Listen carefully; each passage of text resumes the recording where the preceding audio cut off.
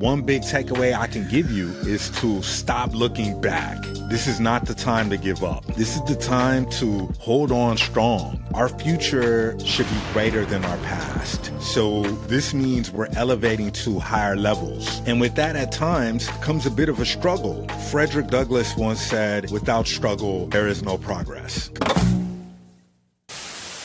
Good morning to you, good day to you, good evening to you. Whatever time of day that you are watching this, I wish you the absolute best. My name is Freed. Welcome to The Art of Being Freed. This is a show that focuses on growth, mindset, development for creators and creatives. Today, we are going to talk about 3 things to consider before you quit. The first thing that you want to do is to be grateful. Consider and take inventory of everything that you have that you can be grateful for. No matter what, there is always something that you could be grateful for. Don't let little moments turn into mountains. It could be something that someone said, or maybe you feel like you're not catching any breaks. If you lean into what's not working and you stay there, it's very likely that you're going to stay in that space of what isn't working. Instead, I'm going to challenge you to focus on what's going good in your life. All the good that's happened or is happening or what can happen.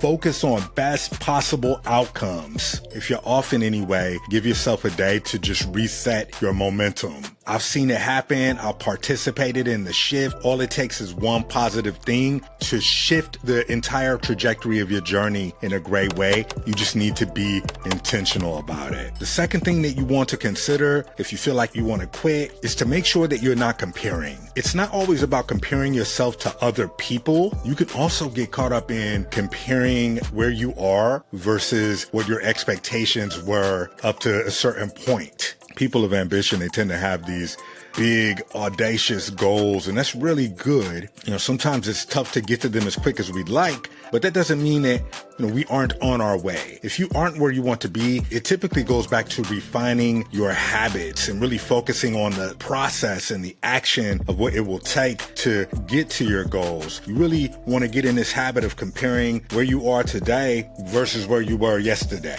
That is how you get closer to where you want to be versus comparing yourself to where you are today versus where you thought you would be, because you're not respecting the process when you get to that point. At that point, you're looking more at the outcome and you're getting wrapped up in something that hasn't happened yet. And that's where anxiety begins to set in, because you're focused on the future versus focusing on the process and where you should be putting your energy into, which is the action that it takes to get to where you need to be. There are always going to be peaks and valleys, but you can fight through it. Just stay active.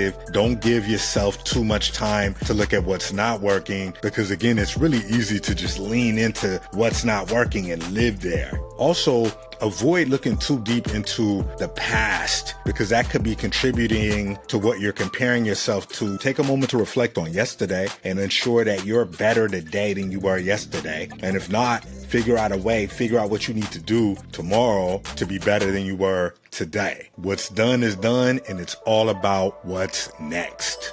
So if you're finding value from this video, please share it. It can be tough when you believe that you're doing everything in your power to be better, but you keep running into these roadblocks. There are always going to be mountains that you need to overcome. And with each mountain that's scaled, there's a bigger mountain to overcome after that. But check it. Don't focus on the mountain. Focus on the strength that you're gaining from overcoming the mountain, the person that you're becoming by slaying each dragon in your life. You got this. You've come so far, and you didn't make it this far just to make it this far. The third thing to consider, and probably the most important of each, consider the fact that you are a leader. There are people who are counting on you, people who look up to you. They admire your strength, your courage, your persistence, your determination. They've seen how far you've come, and they're inspired by your work and your diligence to your craft, to your commitment to bettering yourself and those around you. Like, they believe in you. People believe in you, possibly at times more than you believe in yourself. You can walk into a room and set the tone. You're a leader. To quit would be a bummer to others who look at you for guidance and direction. Even if they don't outwardly come up and say, hey, I look up to you, there are people who are watching you. They're watching your consistency. They're watching your effort. watching you put it all out there. You even have a small group of supporters who make it be known, but maybe you get too caught up in comparing and you don't feel like it's enough. You don't believe it's enough. Listen, you only need to impact one person to make a difference. It's going to ultimately start with you though. Place all of your value into making yourself strong and holding yourself accountable, not necessarily to your goals, but into what it will take to achieve those goals. That's how you differentiate yourself. Focus on what it takes to get there. Essentially, you hold yourself accountable and you demand integrity from yourself. Your people are counting on you. It's easy to do nothing, and most people do what's easy, but you're not most people. You always go for the extraordinary, so I will encourage you to continue to do so. Avoid quitting, avoid giving up. On the other side of this fear, on the other side of what's difficult, that's your growth. That's the person that you're becoming.